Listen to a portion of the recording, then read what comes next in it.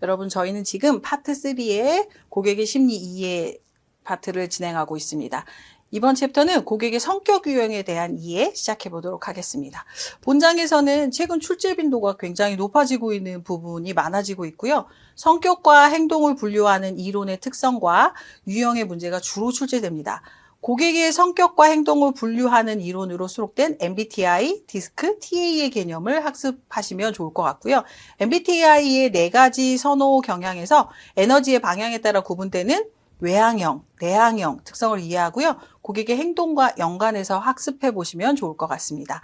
디스크의 사고형과 감정형의 단서들을 이해하고요. 고객의 행동과 연관해서 학습해 보시면 좋을 것 같고요. 디스크가 4가지 유형이 있습니다. 그 유형별 특징과 대응 전략을 학습해 보시면 좋을 것 같고요. TA의 5가지 자아 상태의 특성을 학습해 보도록 하겠습니다. 지금부터 시작해 보도록 하겠습니다. 자, 지금 대한민국은 MBTI의 나라입니다. MBTI가 뭐예요? 이렇게 묻는 질문에 대답할 수 있어야 됩니다. 광고에서도 나오고 굉장히 다양한 미디어에서도 노출되고요. 실제로 대학생들 상담이나 여러 가지 상담을 하러 가서도 MBTI가 어떻게 되세요? 아니면 미리 MBTI가 어떤 거 되나요? 이렇게 질문들을 많이 받습니다. MBTI는요, 심리학자 칼 융의 성격 유형의 심리 유형을 근거로 해서요, 약 75년 동안 캐서린 브룩스와 그녀의 딸 이사의 마이어스, 그리고 손자 피터 마이어스까지 3대에 걸쳐서 연구 개발한 성격 검사 도구의 한 유형입니다. 이렇게 맹신하는 나라가 사실 많지는 않습니다만, 아무튼 저희는 이 성격 유형 검사를 굉장히 지금 좋아하는 것 같습니다. 융의 심리 유형론은 인간의 다양성은 갖고 있지만 아주 질서정연하고 일관된 경향이 있다에서 출발한 거예요. 인간의 행동은 다양성을 갖고 있지만 개인이 인식하고 판단하고 보여주는 특징들이 다르기 때문이다 했습니다. 그래서 개인들이 쉽게 응답할 수 있는 자기보고 문항을 통해서 각자가 인식하고 판단할 때 선호하는 경향을 찾아낸 다음에 막 성향을 찾습니다. 그 성향끼리 묶어가지고 어떤 성향이나 행동 패턴을 갖고 있는지를 검사하는 특징을 가지고 있습니다. 그럼 서비스 경영에서 MBTI 접근을 어떻게 가져가면 좋을까요? 고객의 성격 유형이 소비 행동에 직접적으로 영향을 미칠 것으로 판단했습니다. 그래서 성격 유형별로 구매 행동의 특성이 다르다는 걸 밝히겠다는 목적이었고요. 인식과 판단 과정에서 나타나는 사람들의 근본적인 선호 사상을 알아내고 각자의 선호가 어떻게 작용하는지 결과들을 예측해서 실생활에 도움을 얻고자 하는 심리검사 유형이었습니다. 서비스 종사자는요, 자신의 성격을 이해하고 고객과의 갈등 요소를 찾아내서 적절한 응대로 서비스의 질을 향상시킬 수 있습니다. 고객뿐만 아니라 서비스 종사자로서의 자신의 성격을 좀 이해해서 이걸 좀 잘 스트레스 안 받고 근무에도 적용해보고 이런 유형의 고객일 때는 내가 어떻게 응대해야 되는지를 좀 해결할 수 있는 방안으로 적용해 보시면 좋을 것 같습니다. 자, MBTI의 그 4가지 선호 경향이 있습니다. 첫 번째, 많이 출제됩니다. 에너지 방향에 대한 문제, 외향형이냐, 내향형이냐. 우리 보통 이렇게 얘기죠. 너 E야? I야? 극 E가 있을 때 극 I들은 정말 얘기하기가 힘들어요. 이런 표현들을 많이 하실 겁니다. 외향형, 폭넓은 대인관계를 유지하고 사교적이며 정열적이고 활동적입니다. 이것을 보기로 주어주고요. 외향형인지 내향형인지를 찾는 문제가 출제됩니다. 이번에는 인식의 기능 가겠습니다. 감각, 직관, 지표는 사람이나 사물을 대상으로 인식하고 지각하는 방식에서 감각과 직관 중 주로 어느 쪽을 더 사용하는지, 그래서 S인지 I인지를 물어봅니다. 오감에 의존해서 실제의 경험을 중시하며 지금 현재의 초점을 맞추고 철저히 일처리를 하느냐, 육감 내지 영감에 의존해서 미래지향적이고 가능성과 의미를 추구하며 신속 비약적으로 일처리하느냐, 그리고 해당 사례들을 가지고 골라서 찾는 문제가 출제됩니다. 세 번째는 판단인데요. 판단 기능을 어떻게 하느냐, 사고냐 감정지표냐에 따라서 수집한 정보를 바탕으로 결정을 내릴 때 사고형이냐 감정형이냐를 어느 쪽을 더 선호하는지 알려줍니다. 사고형은 진실과 사실에 주 관심을 갖고요. 논리적이고 분석적이고 객관적으로 판단하는 경향이 있고요. 감정형은 사랑과 관계에 주관심을 갖고 상황적이며 정상을 굉장히 침착하게 설명할 수 있느냐를 얘기합니다. 마지막으로 생활 양식인데요. 판단형이냐 인식형이냐로 나타납니다. 자, 판단과 인식 지표는 인식 기능과 판단 기능을 바탕으로 실생활에 대처하는 방식에 있어서 판단과 인식 중 주로 어느 쪽을 선호하는지에 관한 경향성을 묻는 문제가 있습니다. 정리전돈의 계획, 의지적인 추진, 신속한 결론, 통제와 조정, 분명한 목적의식과 방향감각, 뚜렷한 기준과 자기의사인지, 상황에 맞추는 개방성, 이해와 수용인지, 유유자적한 과정인지, 융통과 적용이 있는지, 목적과 방향은 변화할 수 있는 개방성을 갖고 있는지 이렇게 차이가 납니다. 이거에 의해서 4가지 유형에 의해서 조합한 결과가 16가지 조합 유형이 나타납니다. 여러분 다 알고 계십니까? 그래서 감각형인지 직관형인지 내향형인지 외향형인지 사고형인지 감정형인지에 따라서 이렇게 16가지 유형으로 나누는 MBTI에 대해서 살펴보고 있습니다. 이번에는 디스크에 대해서 살펴보도록 하겠습니다. MBTI가 4가지를 가지고 16가지 유형으로 만들었다면 우리 디스크는 사람의 유형을 행동 유형에 따라 4가지로 분석한 겁니다. 1981년에 개념에 대한 문제가 출제됩니다. 미국 콜롬비아 대학의 심리학 교수인 윌리엄 몰튼 마스터 박사에 의해서 개발됐고요. 행동 유형을 분석합니다. 인간은 환경에 어떻게 인식하고 그 환경에서 자기 개인의 힘을 어떻게 인식하는지에 따라서 4가지 형태로 행동을 하게 된다. 그래서 사람은 태어나면서 현재에 이르기까지 자기 나름의 독특한 동기 요인에 의해서 일정한 방식으로 행동을 한대요. 그 행동 패턴, 내가 보여주는 행동 스타일을 평가하는 겁니다. 그래서 자기 주장의 표현 정도, 사고, 감정 개방의 형태에 따라서 D, 주도형, 사교형, I, 신중형, C, 안정형, S로 구분해서 앞글자를 따서 디스크라고 합니다. 디스크는 서비스 현장에서 고객의 성향을 구분하는 가장 보편적인 지표로 활용하고 있습니다. 서비스 경영에 의해서 디스크는 서비스 직무 종사자가 고객을 굉장히 빠르게 캐치할 수 있습니다. 사실 선생님이 디스크를 공부하고 배운 게 꽤 오래전이거든요. 그런데 실제로 현장에서 막 컴플레인을 제기하는 고객들한테 사실 디스크로 적용했던 사례가 많습니다. 그래서 저분은 지금 화를 내는 거 보니까 D 유형인 것 같아. 저럴 땐 어떻게 응대해야 돼. 이런 걸 실제로 현장에서 사용했던 적이 있었습니다. 그래서 이렇게 DISC로 나누는데 주도형이냐, 사고형이냐, 신중형이냐, 안정형이냐, 표현이 강한 유형, 표현이 약한 유형, 사고형이냐, 감정형이냐에 따라서 나눕니다.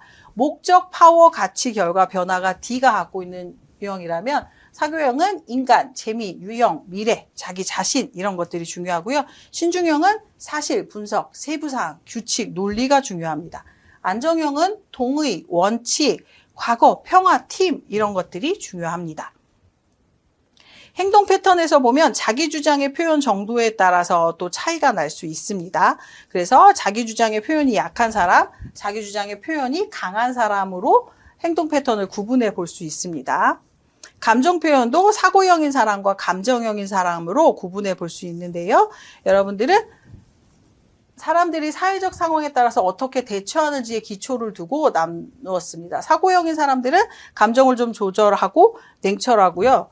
감정형인 사람들은 감정을 잘 드러내고 따뜻하고 인간관계 지향적이고 친근합니다.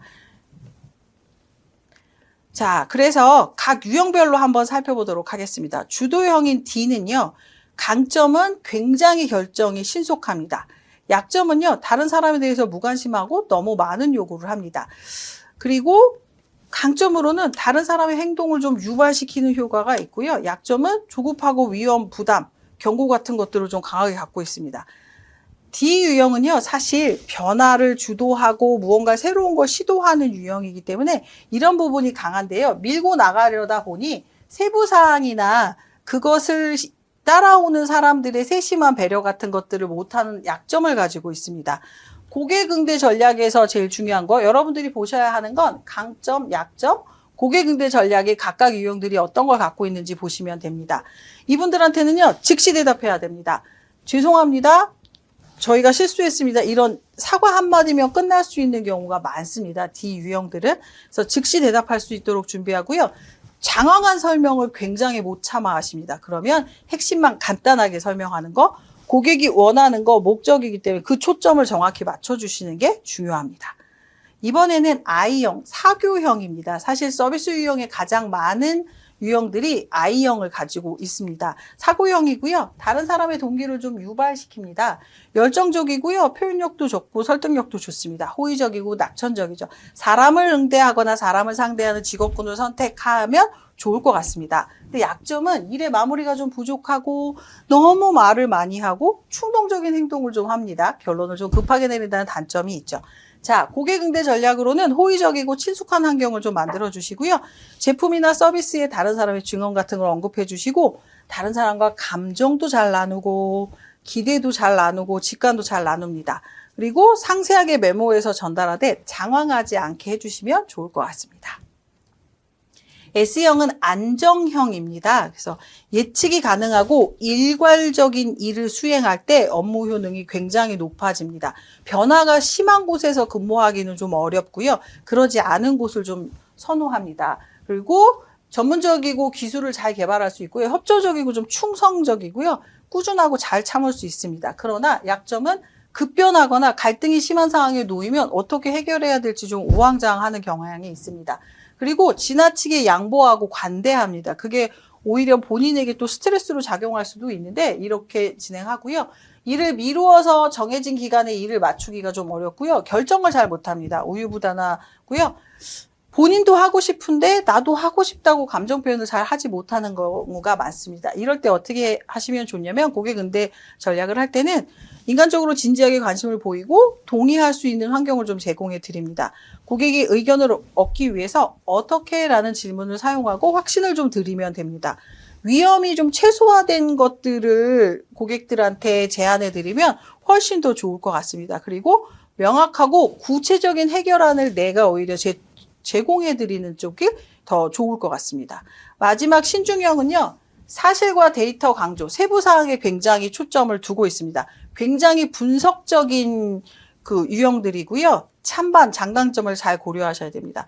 그리고 갈등에 바로 놓였을 때 바로 해결하기보다는 간접적이고 우회적으로 접근하는 경우가 좋습니다. 정리정돈 정말 잘하시고요. 자기훈련이 잘 돼 있습니다.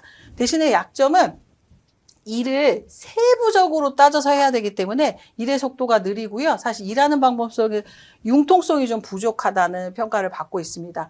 비판을 좋아하는데요. 또 비판에 예민하기도 합니다.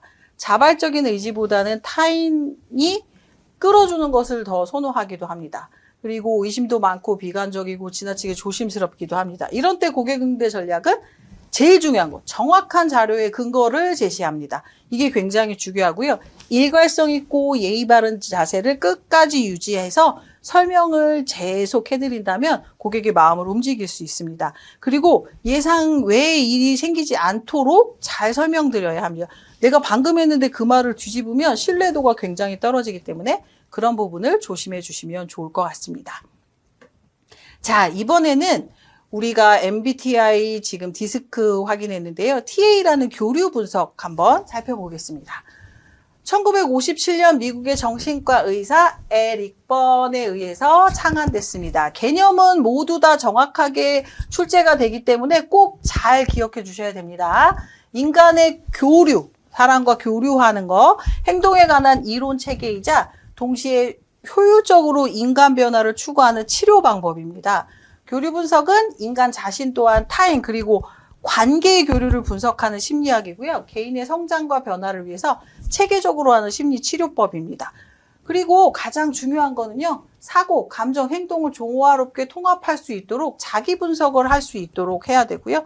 교류 분석의 기본적인 사상은 나를 이해하고 타인을 이해하고 나와 타인의 이해를 바탕으로 조직을 이해하는 관계를 이해하는 교류를 통해서 이게 가장 중요한 핵심입니다. 이거 왜 하냐면요.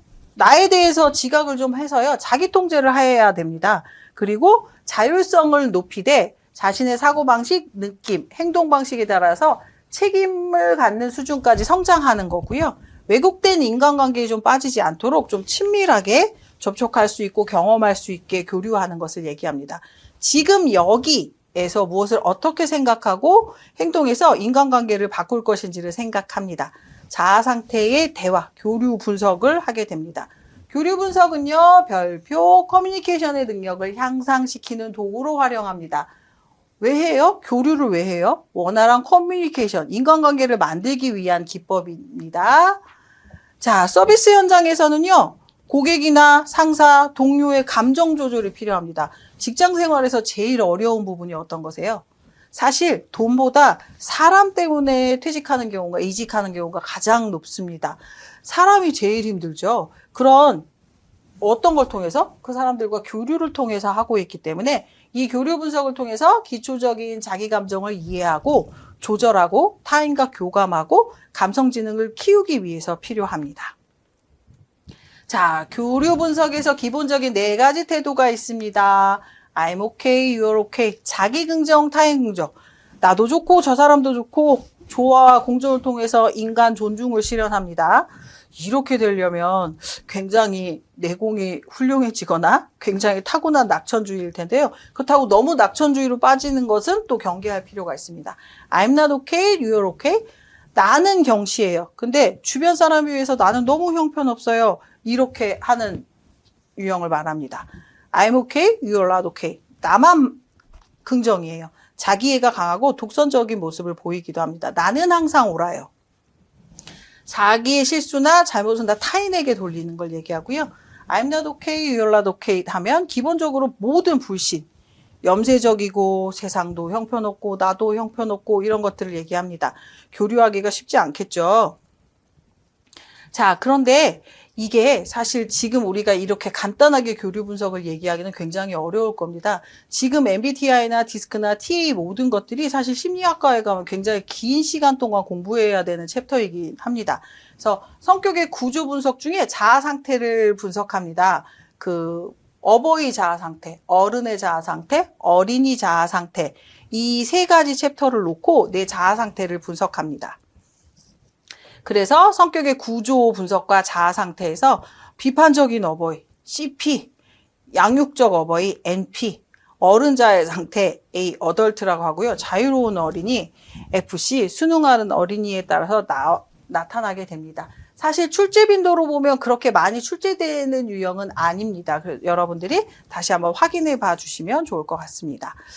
네, 우리는 지금까지 고객의 성격 유형에 대해서 살펴봤습니다. MBTI, 디스크, TA 분석을 통해서 고객들의 성격 유형에 따라서 어떤 행동 패턴을 보이는지 우리가 배우고 익힌다면 서비스 접점에서 고객을 응대할 때 굉장히 큰 도움을 받을 것 같습니다. 우리 그럼 잠시 후에 4챕터에서 다시 찾아뵙도록 하겠습니다. 고맙습니다.